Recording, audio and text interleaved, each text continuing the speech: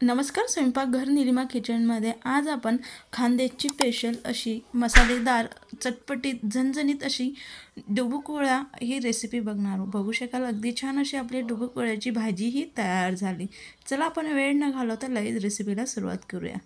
भाजीसाठी लागणारा मसाला सर्वात प्रथम आपण तयार करून घेणार आहोत. त्यासाठी मी गॅसवरती पॅन हा गरम करून घेतला आहे. पॅन गरम झाल्यानंतर मध्यम आकाराचे 3 उभे असे बारीक काप केलेले कांदे आता आपण भाजून घेणार आहोत. अगदी बारीकही चिरून घेतले तरी काही हरकत नाही. आणि अशा पद्धतीने जर आपण कट करून घेतलं तर एकसारखा कांदा हा अगदी व्यवस्थित भाजून होतो. तर आपण मंद गॅसवरती याला आता भाजून घेणार आहोत. कांदे हे अगदी लवकर भाजून होण्यासाठी यामध्ये अगदी थोडंसं आपण तेल हे घालून घेणार आहोत. तेल घातल्यानंतर मंद गॅसवरती आता हलकासा काळसर ब्राऊन कलर येईपर्यंत आपण आता हे कांदे एकसारखे चमच्याने हलवत आपण भाजून घेणार आहोत. जेवढा आपला कांदा हा एकसारखा परफेक्ट भाजून होईल तर तेवढं छान अशी आपली भाजी ही चवीला लागते. जर कांदा हा अर्धवट व्यवस्थित शिजलेला नसेल म्हणजे काही काळा होऊन जातो आणि काही कच्चा राहतो. यामुळे ज्यावेळेस आपण भाजी खातो ती गोडसर अशी चवीला लागते. म्हणून एकसारखं चमच्याने हलवत अशा पद्धतीने अगदी छान ब्राऊन कलर येईपर्यंत आपण याला भाजून घ्यायचा. आपला हा कांदा अशा पद्धतीने भाजून झाल्यानंतर बारीक किसून घेतलेला अर्धा वाटी सुकं खोबरं, ओल्या खोबऱ्याचा वापर केला तरी काही हरकत नाही. आलं लसूण आवडीनुसार आपण कमी जास्ती घालून घेऊ शकतो. हे संपूर्ण जिन्नस घातल्यानंतर यांना देखील आपण आता खोबरं छान ब्राऊन कलर येईपर्यंत भाजून घेणार आहोत. संपूर्ण प्रोसेस आपण मंद गॅसवरती अगदी छान मसाला हा भाजून घेतला आहे. अगदी थोडासा गार झाल्यानंतर याला दळायला घेऊया. आता आपला मसाला हा हलकासा गार झाला आहे. त्यानंतर मी मिक्सरचं भांडं येते. मिक्सरच्या भांड्यामध्ये आता हा संपूर्ण मसाला आपण काढून घेणार आहोत. जर आपण थोडे झणझणीत जास्ती तिखट भाजी खात असाल तर ज्यावेळेस मसाला भाजला त्यावेळेस आपण अगदी 1 ते 2 हिरवी मिरचीचा वापर केला तरी काही हरकत नाही. मध्यम आकाराचा एक बारीक चिरून घेतलेला टमाटा, अगदी थोडीशी कोथिंबीर आपण घालतो आहे. कोथिंबीर आपण याच्यासाठी घालतो आहे, यामध्ये ज्यावेळेस आपण मसाला पुन्हा भाजू त्यावेळेस तो फ्लेवर उतरतो आणि त्यामुळे खूप छान अशी आपली भाजी ही चवीला लागते. तर पाणी न घालता आता मसाला आपण अगदी बारीक असा मिक्सरला फिरवून घेतला आहे. तर अगदी बारीक असा आपण अगदी छान आपला परफेक्ट मसाला हा दळून झाला आहे. अशाच पद्धतीने पाणी न वापरता आपण हा मसाला दळून घ्यायचा. त्यामुळे ज्यावेळेस आपण फोडणी देतो त्यावेळेस अजिबात तेल हे आपल्या अंगावर उडत नाही. जर पाण्याचा वापर केला तर ते अंगावर उडतं. तर लगेच आपला मसाला हा तयार झाला आहे. आणि डबूपोळ्या बनवण्यासाठी लागणारं पीठ हे आपण मळून घेणार आहोत. त्यासाठी लागणारं बॅटरसाठी इथं मी 1 वाटी बेसन पीठ घेतले. आपल्याला कितपत भाजी करायची किंवा त्या वळ्यांची संख्या कितपत ठेवायची त्यानुसार आपण कमी जास्ती बेसन पीठ हे वापरून घेऊ शकतो. त्यानंतर लगेच चवीनुसार मीठ, अगदी थोडीशी हळद, लाल तिखट आवडीनुसार आपण कमी जास्ती टाकून घेऊ शकतो. लगेच याच्यामध्ये अगदी थोडंसं भाजून घेतलेलं जिरे पावडर, जर आपल्याकडे जिरे पावडर नसेल डायरेक्ट जिरेही वापरलं तरी काही हरकत नाही आणि डायरेक्ट नाही वापरलं म्हणजे स्किप केलं तरी काही हरकत नाही. संपूर्ण मसाले आपण व्यवस्थित पिठामध्ये मिक्स करून घेतले आणि त्यानंतर अगदी थोडं पाणी घालत याचं बॅटर आपण तयार करून घेणार. असं याचं बॅटर हे आपण अगदी जास्त सैलसर किंवा घट्टसरही करायचं नाही. तर आता आपण याला अगदी थोडं पाणी घालत मळून घेऊया जेणेकरून पिठाच्या अजिबात गाठी होता कामा नये. तर मी अगदी थोडं पाणी घालत आता हे अगदी परफेक्ट असं पीठ हे मळून घेते. तर अशा पद्धतीने आपण अगदी परफेक्ट पीठ हे मळून घ्यायचं. अगदी परफेक्ट आपला पीठ हे बॅटर हे तयार झालं आहे. अगदी जास्त सैलसरही नाही आणि अगदी घट्टसरही, जसं आपण नेहमी भजींसाठी मळून घेतो अगदी, पण त्याच्यापेक्षाही थोडंसं आपण घट्टसर असं ठेवलं आहे. ज्यावेळेस आपण त्या डुबुकवड्या टाकू त्यावेळेस ते आपल्याला अगदी सहज टाकता येतील. आता आपलं हे बॅटर तयार झालं आहे. चला आपण लगेच भाजी करायला घेऊया. भाजी करण्यासाठी साईडला गॅसवरती मी कढई गरम करून घेतली. कढई गरम झाल्यानंतर तापल्यानंतर त्यामध्ये आता आपण 2 चमचे तेल हे घालणार आहोत. आता आपल्याला कितपत तेलकट किंवा म्हणजे तरीची भाजी हवी त्यानुसार आपण तेलाचा वापर करून घेऊ शकतो.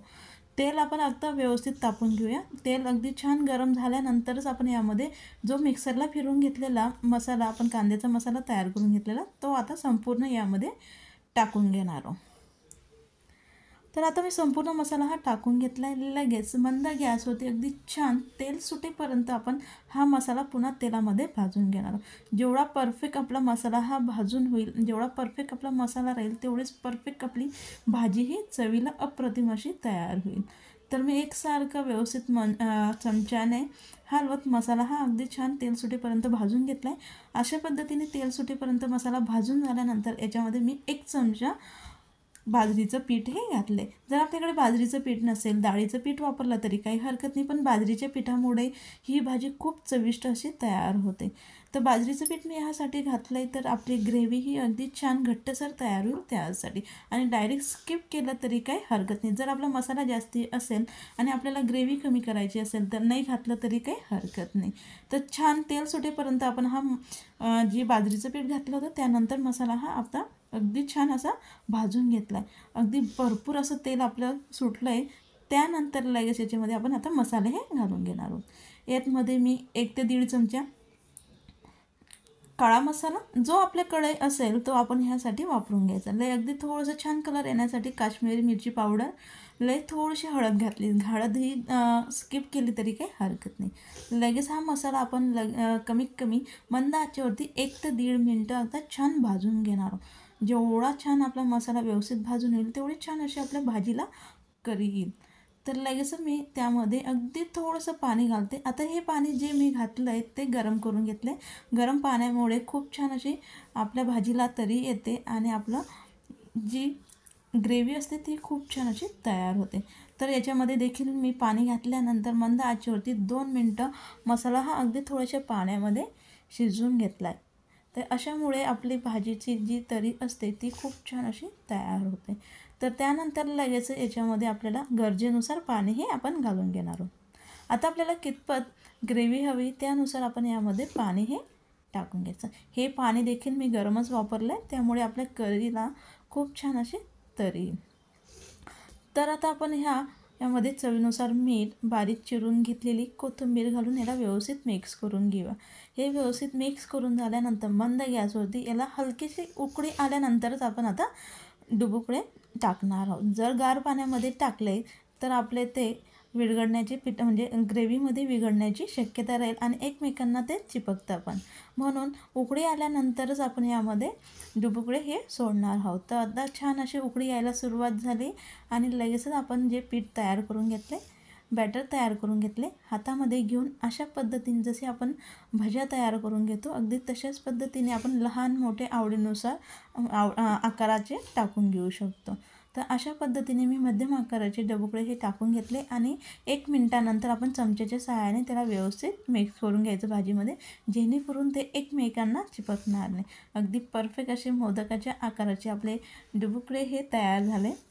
तर आता आपण ही ग्रेव्ही देखील बघू शकाल, अगदी जास्ती घट्टसरही नाही आणि अगदी पातळही नाही, अगदी परफेक्ट अशी आपली ग्रेव्ही देखील तयार. मंद गॅसवरती मी 3 ते 4 मिनटं याला उकळून घेतले. तर बघू शकाल अगदी छान अशी आपली भाजी तयार झाली. उकळून झाल्यानंतर मी त्याला गॅस बंद करून दिला आहे आणि चमच्याने लगेचच आपण त्याला हलवायचं नाही, थोड्या वेळानंतर आपण त्याला चाळून घेणार. जर तुम्ही लगेचच चाळून घ्याल तर त्यामुळे आपली जी आलेली तरी असते ती पूर्णपणे चालली जाते, कलर व्यवस्थित येत नाही. म्हणून थोडा वेळ झाल्यानंतरच आपण चमच्याच्या सहाय्याने भाजी ही व्यवस्थित मिक्स करून द्यायची. अगदी परफेक्ट अशी आपली खानदेशी पद्धतीची झणझणीत अशी डुबुकळ्याची भाजी ही तयार झाली. रेसिपी आवडली असेल तर नक्की लाईक करा, शेअर करा, कमेंट्स करा. चॅनलला सबस्क्राईब करायला विसरू नका, जेणेकरून नवनवीन व्हिडिओ अपलोड केला तर सगळ्यात आधी त्याचं नोटिफिकेशन हे मिळेल. तर अगदी परफेक्ट अशी आपली चविष्ट आणि अगदी छान अशी डुबुकळ्याची भाजी ही तयार आहे. जर तुम्ही एक वेळेस करून बघाल तर नक्की नेहमी करून ही भाजी खाल, याची मी तुम्हाला गॅरंटी देते. जे नॉनव्हेज खात नसतील त्यांच्यासाठी अगदी छान असा हा पर्याय आहे. नक्की तुम्ही करून बघा आणि जे नॉनव्हेज खात असतील त्यांनीही खाल्ली तरी काही हरकत नाही.